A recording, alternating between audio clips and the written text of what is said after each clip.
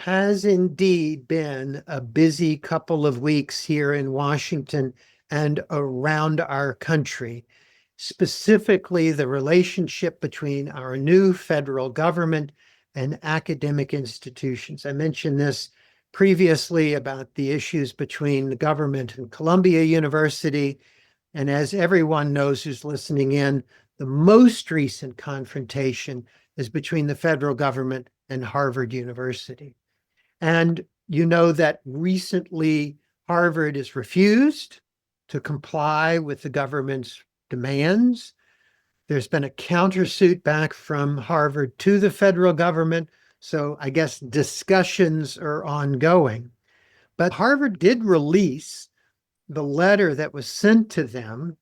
And the lead signator of this letter, I have it here in my hand, is a guy named Josh Grunbaum, who is a government appointee by the new administration. He's the commissioner of the Federal Acquisition Service, co-signed by a couple of other people.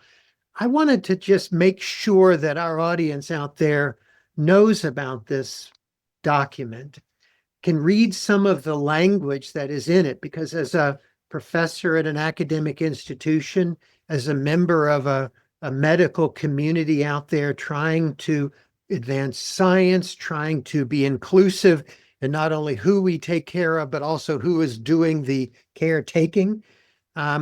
This I thought was worth bringing in short, but some high-level discussion. It's a multi-page letter. You can find it online yourself. First, from the government, an investment, their grants, is not an entitlement. It requires that you uphold the civil rights laws, whatever those are, and they get to be the judge of whether you're upholding those civil rights laws.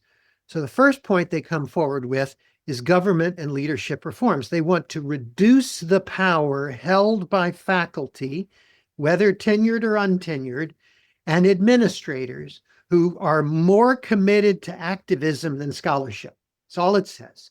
So how do you decide, how do you judge a faculty member's commitment to, in their words, activism versus scholarship? Aren't those two in some ways connected? That was the first paragraph. That no longer can you hire based on race, color, religion, sex, or national origin. They're going to contradict themselves here in a minute. No longer can you admit students based on that. No longer can you admit students, and here's the contradiction, from countries hostile to the American values and institutions inscribed in the Constitution and the Declaration of Independence, including students who are supportive of terrorism or anti-Semitism. So how are you going to not do sort of biopsies of who people are, but at the same time not allow students in who represent terrorism or anti-Semitism? They bring out this thing called viewpoint diversity, which again seems to me to be contradictory. They were telling Harvard to audit their student body, faculty, and staff and leadership for viewpoint diversity. They're supposed to produce quarterly reports. It's supposed to be by an outside group that the federal government approves. So they're going to have to hold up standards quarterly that they're meeting this rule. There can be no program with records of anti-Semitism or any other bias. Pretty broad. One that we are all struggling with is discontinuation of DEI. So it can't be part of anything. And that students must be disciplined if they are not complying with all of this. So it then puts the role of the leadership of the institution, the academic institution, of overseeing and monitoring their students for compliance with all of these rules. And Mr. Grunbaum signed that along with some others. Can you imagine being the academic administrator who opened this letter and began to read it? You know that there are billions of dollars at stake with this relationship between just Harvard and the federal government. And we as institutions are struggling with, do you just comply with these things because that's the new law of the land? Do you push back and say that isn't the law of the land? You have to prove that it's exact, what really is the truth here? What do we have to do?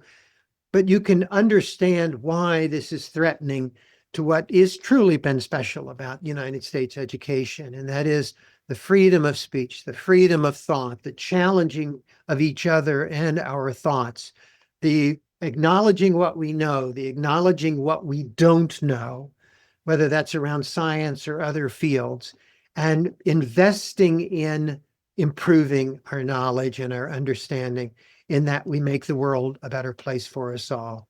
I worry about this letter a lot, and I'm pretty sure you do too. For Oncology Unscripted, this is John Marshall. Let's keep our head up and let's keep figuring out the truth, and let's make sure we share that with others. Every day, make today a little bit better for someone nearby. That one little rock you throw in the puddle that makes the ripple, you never know how far that ripple will reach. And I'm convinced that if we keep our heads up and if we keep tossing those rocks in and keep making those positive ripples, that we will keep the world headed in a better direction. John Marshall, Oncology Unscripted.